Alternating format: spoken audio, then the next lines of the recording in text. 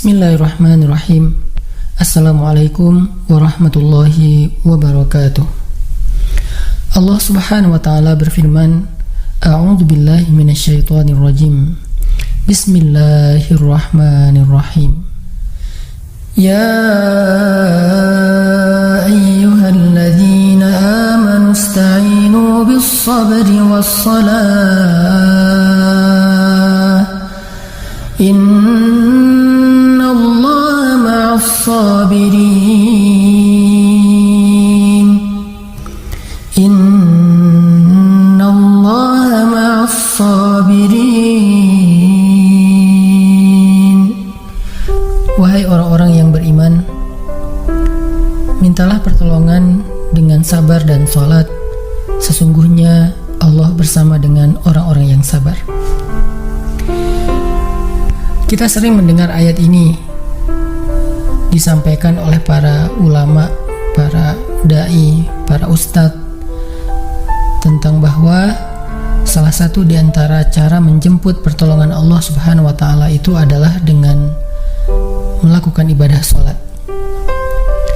Pertanyaannya adalah, sholat yang seperti apakah yang bisa menjemput pertolongan Allah dalam kehidupan kita pada saat kita sedang mengalami ujian yang berat? Banyak orang yang bilang, saya sholat tapi kok hidup saya gini-gini aja. Banyak orang yang bilang, saya udah sholat tetapi kok doa saya belum diijabah. Saya udah sholat tapi kok masalah saya masih belum selesai. Saya udah sholat tetapi kok musibah saya terus beruntun, tidak pernah berhenti. Saya udah sholat tapi kok musibah terus terjadi dalam hidup saya. Sehingga teman-teman yang dirahmati Allah, kita perlu belajar sholat yang seperti apa yang bisa menjemput pertolongan Allah Subhanahu wa ta'ala secara ajaib. Mari kita renungkan sebuah kisah yang pernah disampaikan oleh sahabat Anas bin Malik radhiyallahu an, bahwa dahulu di masa Nabi ada seorang laki-laki di kota Madinah yang melakukan perjalanan antara Syam ke Madinah untuk berdagang. Di tengah perjalanan, laki-laki ini dirampok oleh para perampok. Dia diberhentikan oleh seorang laki-laki, kemudian hartanya diambil, lalu setelahnya laki-laki itu menghunuskan pedang kepada orang ini. Pedagang ini mengatakan, wahai fulan, jika engkau menginginkan hartaku, ambillah, tapi biarkanlah aku melanjutkan perjalanan. Perampok itu mengatakan, adapun harta itu sudah menjadi milikku. Sekarang aku menginginkanmu, aku ingin membunuhmu. Merasa tidak punya pilihan, akhirnya pedagang ini mengatakan, wahai fulan, jika engkau ingin menyakitiku, membunuhku, maka lakukanlah.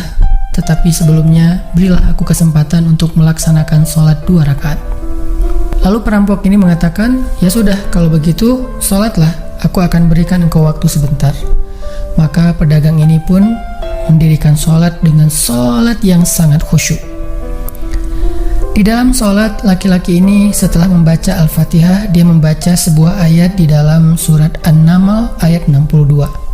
Apa ayatnya? Dia membaca kalimat, Amman yujibul muttarra idza da'ah.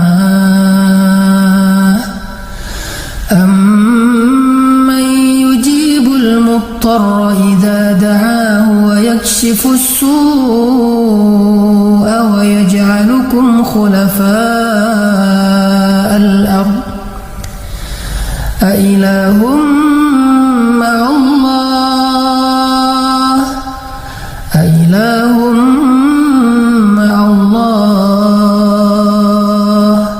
Qalilan ma tadhakkarun. Bukankah dialah Allah yang memperkenankan doa orang yang dalam kesulitan apabila dia berdoa kepadanya, dan menghilangkan kesusahan, dan menjadikan kalian sebagai khalifah di muka bumi? Apakah di samping Allah ada Tuhan lain yang patut disembah atau dimintai pertolongan? Sedikit sekali dari nikmat Allah yang kalian ingat. Shadaqallahul azim. Teman-teman yang dirahmati Allah Subhanahu wa taala, inilah ayat yang dibaca oleh pedagang tadi ketika dia sholat 2 rakaat. Dia membaca kalimat ini dengan penuh penghayatan dan perenungan. Dia mentadaburi ayat ini. Amma yujibul muttarra idza da'ah wa yakshifus su'.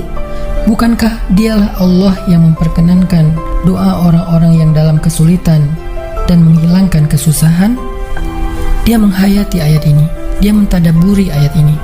Sehingga muncullah rasa yakin di hatinya bahwa harapannya saat ini satu-satunya adalah Allah yang yujibul muttar. Dia dalam kondisi muttar, dalam kondisi kesulitan, dalam kondisi terancam.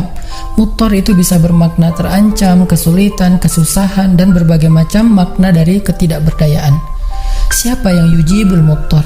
Siapa yang akan memperkenankan doa orang yang tidak berdaya selain Allah? Wa yakshifus su', dan menghilangkan kesusahannya selain Allah.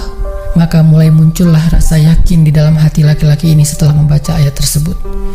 Setelah selesai dia lakukan sholat, kemudian dia mengangkat kedua tangannya. Dia berdoa kepada Allah dengan menyebut nama-nama Allah yang mulia.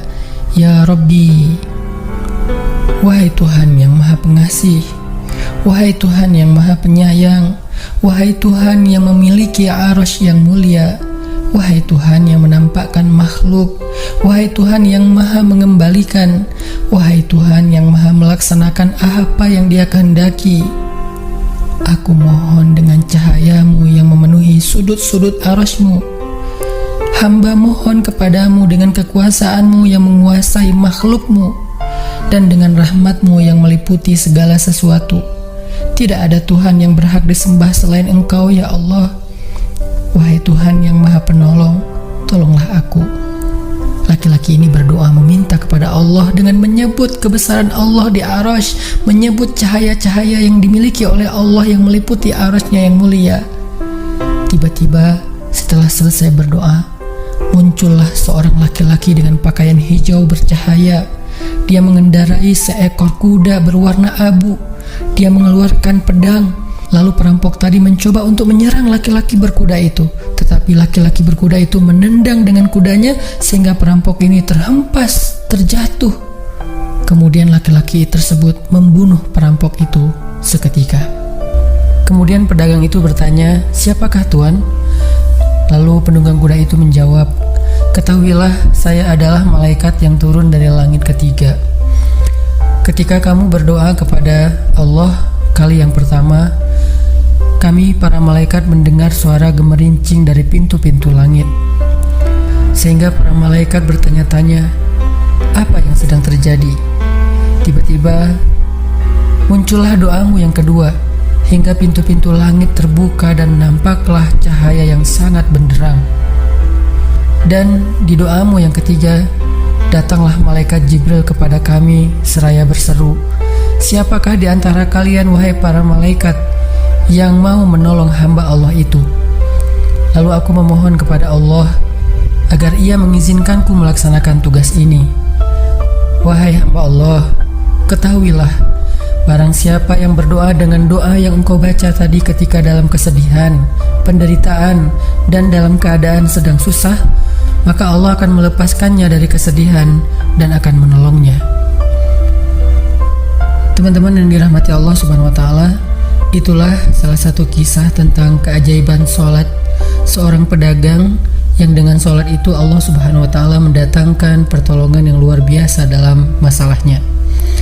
Pertanyaannya adalah, apa rahasia sholat pedagang itu sehingga Allah mendatangkan malaikat khusus yang menunggang kuda berwarna abu, lalu malaikat ini membunuh perampok yang ingin mencelakai pedagang itu? Salah satu rahasia dari sholat pedagang itu, kata para ulama, adalah dia melakukan ibadah sholat dengan ihsan, seperti yang dikatakan Nabi tentang bab ihsan, an ta'budallah ka'annaka tarah fa illam takun tarah fa innahu yarak. Ketika engkau beribadah kepada Allah, seolah-olah engkau melihat Allah. Jika engkau tidak bisa melihat Allah, maka yakinlah Allah melihatmu. Di sini Nabi mengajarkan kepada kita tentang sholat yang terkoneksi langsung dengan Allah Subhanahu wa taala. terkoneksi dalam yakin dan iman sampai seolah-olah kita melihat Allah. Artinya ketika kita bisa sholat seolah-olah kita melihat Allah, lalu dengan kondisi seperti itu kita meminta pertolongan Allah dengan penuh keyakinan, itulah sholat yang mendatangkan pertolongan Allah. Atau kalau kita nggak bisa membayangkan bahwa kita melihat Allah karena itu memang sulit, maka yakinlah Allah melihat kita dan itu pasti. Artinya bahwa Allah itu pasti mendengar kita, melihat kita, dan sedang menunggu apa yang kita butuhkan. Maka orang yang bisa melakukan sholat dalam keadaan benar-benar seperti sedang bertemu dengan Allah, lalu dia meminta pertolongan Allah Subhanahu wa Ta'ala seperti pedagang tadi, maka sholatnya itulah yang disebut di dalam Al-Quran wasta'inu bis sabri was sholah, sholat yang bisa mendatangkan pertolongan Allah Subhanahu wa Ta'ala. Semakin sering kita melakukan sholat dengan ihsan, benar-benar seperti bertemu dengan Allah Subhanahu wa Ta'ala. Kalau kita nggak bisa ngerasain bagaimana cara menghayati kita melihat Allah, yakinlah Allah melihat kita. Dan kalau kita bisa mendawamkan ini dalam sholat 5 waktu dan dalam sholat-sholat sunnah kita yang lain, terutama sholat tahajud, maka insya Allah sholat kita sudah menjadi jalan keajaiban dalam kehidupan kita.